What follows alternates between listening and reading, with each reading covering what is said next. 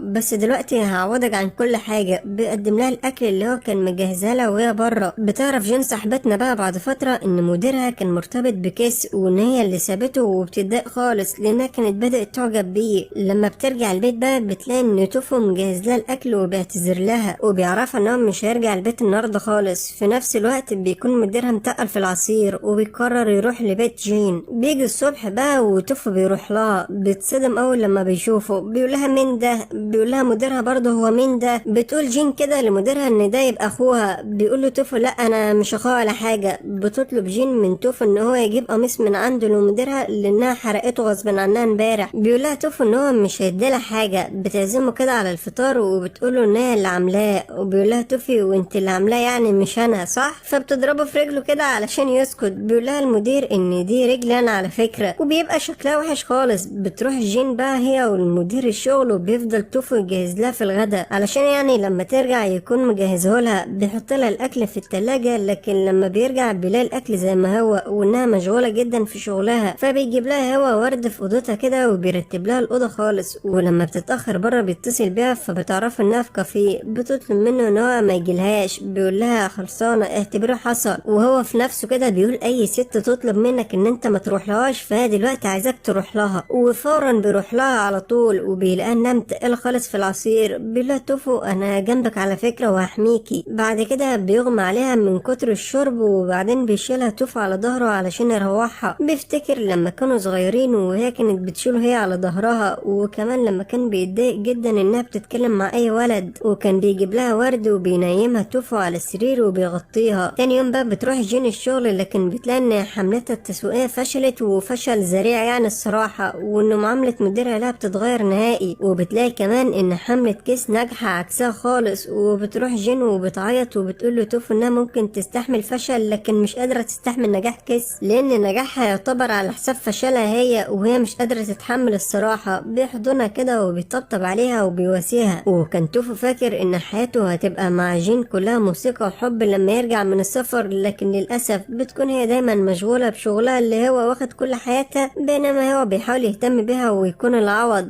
من جهه تانية بيرجع المدير لكيس في الوقت ده، وبيسالها توفو انها كانت بتعيط علشان معامله مديرها اتغيرت لها ولا علشان نجاح كيس، وبيقولها انها لازم تكون عارفه هي عايزه ايه. وبتقولها هو انت عارف انت عاوز ايه؟ بيقولها الصراحه انا عارف، عاوزك تبقى انت اقرب حد ليا، عاوزك انت من الاخر. بيقرب كده منها وبيبص في عيونها وبيطلب منها انها تسمع الموسيقى بتاعته. بتوافق وبتطلع معاه، لكن بتنام على كتفه وهي بتسمع. بيشيلها وبينيمها على السرير لانها بتكون تعبانه، لكن هي بتمسك ايده كده وهي نايمه ومش بتسيبها. بتضطر توفو ان هو ينام جنبها، لكن بيعمل نفسه نايم. تاني يوم لما بيفوق وبتلاقي ان هو نايم جنبها، هو بيصحى كده بيلاحظ انها مش متضايقه خالص، وكمان بتقوله انها نامت كويس. فبيحضنها وبيقول لها خلصانه اعتبر من النهارده كل يوم هنام جنبك. في نفس الوقت اللي هما فيه مع بعض كانت كيس والمدير برضو مع بعض، وكانوا هما الاربعه مبسوطين جدا كده. لكن للاسف الامور مش هتفضل كده، وبتتخانق جين مع صديقتها وبتحكي لتوفو. فتوفو بيعرفها ان هي اللي غلطانه، وبيطلب منها انها تروح وتعتذر لها، وفعلا بتسمع كلامه. بيفرح هنا خالص انها سمعت كلامه. بيحضنها وبيقول لها من النهارده مش هقولك غير يا حبيبتي. وتاني يوم بتعتقد جين ان المدير بيشاور لها، لكن بتتفاجئ ان هو بيشاور لكيس لانها لسه ما كانتش تعرف ان هم رجعوا لبعض اصلا. وطبعا بتتضايق خالص وبتكون مصدومه. بترجع لتوفو وبتقول له هو ليه كل الرجاله بتحب كيس وما بتحبنيش؟ بتساله اذا كان هو كمان بيحبها ولا لا. بيقولها انا بحبك انتي وانتي كمان بتحبيني انا. ولما بتروح جين الشغل بتفضل تفكر في كلامه. بتبعت له رساله وبتقوله ان هو مستحيل يكون معجب بيها، وهي مستحيل تكون معجبه بيه لان فرق العمر اللي ما بينهم كبير. وبتكتشف انها معجبه بالمدير مش بتوفو، ولانها بتتضايق لما بتشوف كيس معاه، لكنه ما عادش مهتم بيها ولا حتى بيعرض عليها ان هو يوصلها زي الاول. واول لما بترجع البيت ما بتلاقيش توفو، فبتبعت له رساله وبيقولها انها تقول له انها اشتقت له علشان يظهر لها. فبتتكسف كده وبتقول له خلصانه وحشتني. بتلاقيه فجاه ظهر لها وان هو كان في الحمام اصلا. وبتحكي له بقى عن علاقه كيس مع المدير، وبيسالها توفو اذا كانت متضايقه علشان كيس ولا متضايقه لانها بتحب المدير. وفجاه وبدون اي مقدمات بيبصلها توفو في عيونها، بيقولها انا بحبك بكل بساطه. بتهرب هي كده من قدامه، لكن لسه جين بتشوفه على اساس ان هو طفل مش اكتر. من جهه تانية بتطلب كيس كده من المدير ان هو يروح معاها مسرحيه، بس هو بيكون متضايق منها لانها اجتماعيه زياده قوي مع الرجاله. فبتعرفه كيس ان العلاقات ديت من اجل مصلحه الشغل مش اكتر يعني. وبيقرر ان هو ينفصل عنها وبيروح لجين بيعرفها ان هو انفصل عن كيس، وبيطلب منها كمان انها تروح معاه المسرحيه. وده طبعا علشان يضايق كيس مش اكتر، لانه عارف انها تكون هناك في المسرحيه. فبتطلب جين من توفو ان هو يختار معاه الدريس اللي هتقابل بيه المدير، وبتكون فرحانه خالص زي العبيطه. وبتطلب منه كمان يوصلها وهي بتكون مبسوطه خالص. وفعلا لما بتروح جين بتكون كيس في المسرحيه وبتشوفهم الاتنين مع بعض. بتكتشف جين ان المدير بيستغلها مش اكتر، وكل ده علشان يضايق بقى كيس مش اكتر. بتروح جين وبتحكي لتوفو، بتقوله انها مجروحة، بتفضل تعيط وبرضه بيحضنها توفو وبيقولها انا هفضل احبك وهفضل جنبك على طول، وقت ما تحتاجيني هتلاقيني. بيحضنها لحد لما بتنام وهي في حضنه. بيتصل بقى مدير ارلون بيه وبيقوله ان في اجتماع بكرة مهم، لكن بيقفل التليفون علشان هي ما تصحاش. وتاني يوم بتقول جين انها مهزأة لانها اتأخرت بسببه، وبيعمل لها توفو الفطار وبيجبرها انها تاخده معاها وكمان بيوصلها، لكن بتنسى جين الفطار في العربية للأسف. فبيضطر توفو ان هو بيدخل وراها للشركة علشان يديهولها، بس مش بيلاقوا قدامه غير المدير فبيديهوله. وبيفطر المدير وجين مع بعض في اليوم ده، وبتقعد تفكر عن مشاعرها اتجاه المدير، بس بتقول انه ممكن يجرحني تاني. وبيقولها المدير ان انا وكيس انفصلنا على فكرة. وبعد كده بتدخل كيس عليهم وبتشوفهم الاتنين مع بعض، فبتضايق منهم خالص. جين بتقرر تبعت رسالة لتوفو وبتقوله انها مبسوطة وانها نفسها تاكل سباكيت النهاردة، فبيبعت لها صورة النودلز وهو بيعملها اصلا، وبيقول لها ان احنا عارفين بعض كويس، مش محتاجة تقولي نفسك في ايه. بترجع بقى البيت وبيقعدوا ياكلوا هما الاتنين سوا، وبتعرفوا ان الاكل لذيذ خالص. فبيقول لها انت قصدك عليا انا مش الاكل على فكرة. بتقوله لا انا قصدي على الاكل، اوعى تفهمنا غلط. بيقول لها بص في عيوني كده وقوليها. بعدين هو اللي بيقول لها انا بحبك برضو على فكرة، وبيفكرها لما قالت له هما صغيرين انها هتوديها حديقة الحيوانات.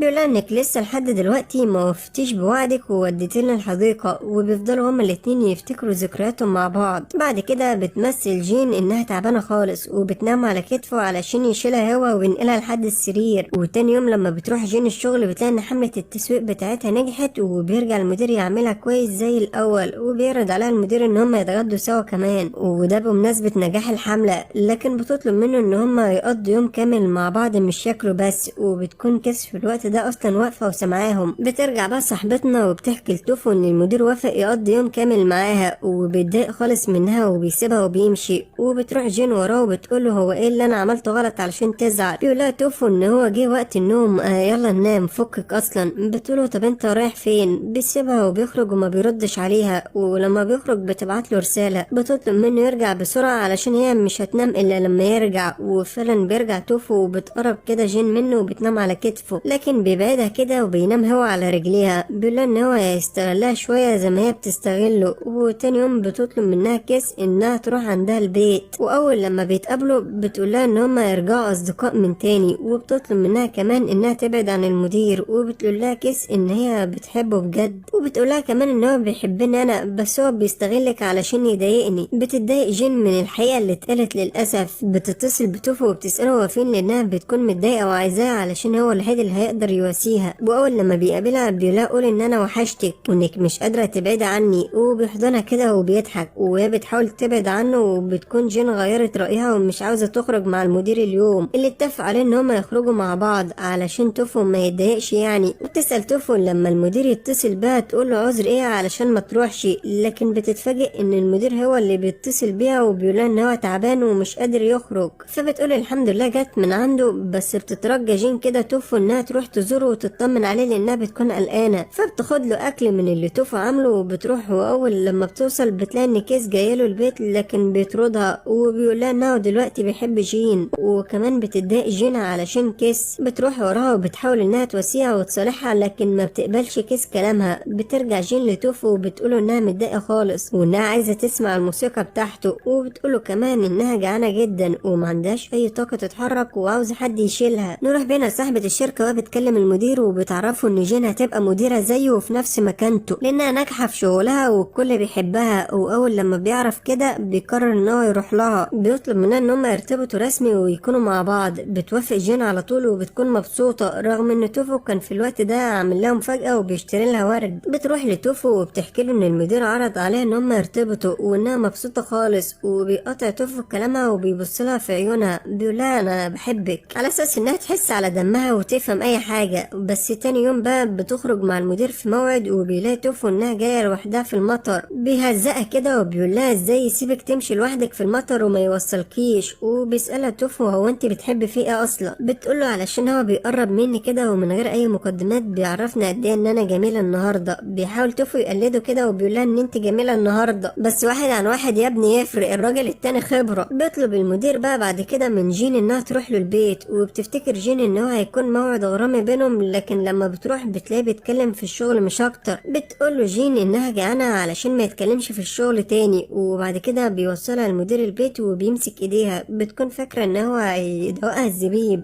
لكن في النهايه ما بيعملش اي ردة فعل خالص. وبعد كده بيلاقي المدير توفو جاي من بره وجاب زرافه صغيره كده هديه يعني لجين. فبيقول المدير هو انت بجد بتحبها ومعجب بها ولا ايه؟ ده انت طفل جدا يا اخي. فبيدي توفو الزرافه كده لجين وبيحضنها جامد قدامه. بتطلب منه جين ان هو يسيبها وبيبعد عنها. وتاني يوم لما بتروح جين الشغل بتترقى فعلا في الشركه. بتكون مشغوله جدا وبتبدا كيس انها تقرب من توفو وبتطلب منه ان هم يخرجوا مع بعض بعربيته. ولما بيرجع توفو بيحكي لجين بقى ان هو خرج مع كيس. بتحس انها متضايقه خالص لكن ما بتبينش ده. بتقوله انها كمان رايحه لبيت حبيبها. بتطلب جين من المدير ان هو يقرب منها ويدوقها الزبيب لاول مره. بتطلب الاهتمام منه بس هو للاسف مش راضي. وبعد كده بيتجمعوا كلهم في حفله. بتشوف جين كيس كده والمدير وهم بيتكلموا، وكمان بتسمع كيس وهي بتقول للمدير ان هو مقرب من جين علشان يسيطر على الشركه مش اكتر. فبيطلب منها توفو ان هم يمشوا من الحفله. وبعدين بيعرفها ان الشخص ده ما يستاهلهاش وانها تستحق حد بيحبها فعلا مش شخص يستغلها. وبيعرفها كمان انها لازم تندم انها ارتبطت بشخص شبه ده وترتبط بشخص بيحبها، مش شرط يكون هو بس شخص فعلا بيحبها. بتقوله للاسف دورت كتير على الشخص ده بس هو مش موجود. بيقولها توفو ما انا موجود اهوت يا عمية، ما انا واقف قدامك اهوت. فبتسيبه وبتمشي. بتطلب منه ان هو ما يمشيش وراها، لكن صاحبنا ماشي بمبدأ اي ست تطلب منك ما تمشيش وراها يبقى عايزاك تمشي وراها. بتروح الكافيه المعتاد بتاعها دايما علشان تتقل في العصير هناك. بيسيبها توفو وبيرجع البيت وبيلاقي المدير واقف قدام البيت علشان يصالحها. بيسأل المدير عن مكان جين لكن بيقوله للاسف ان هو مش عرفه. وفي النهايه يعني بيقرر يقوله لانه عارف ان دي الحاجه الوحيده اللي هتخرج جين من الحاله اللي هي فيها دلوقتي. وفعلا بيروح لها المدير ومجرد ما جين بتشوفه قدامها بتتصالح وبتفرح خالص وبتقول لنفسها انها ضعيفه جدا قدامه. وبيقول لها المدير ان هو بيحبها وهي بتصدقه فعلا وبتضحك له. بيكون في الوقت ده توفو قاعد مستنيها وبيبعت لها رساله وبيقول لها انها اتاخرت ليه. بيفكر اصلا في الوقت ده انها بتطلب من المدير ان هم ينفصلوا، لكن للاسف ده ما بيحصلش. وبيوصلها المدير وبيسالها عن عمر توفو. بتعرفه ان هو اصغر منها ب6 سنين. واول لما بتدخل جين البيت على طول مش بتلاقي توفو وبتبعت له رساله وبتقول انها مستنياه في اوضته لحد لما بيجي الصبح وبيكون توفو اصلا مستناه في اوضتها هي، وهما الاتنين نايمين في اوض بعض.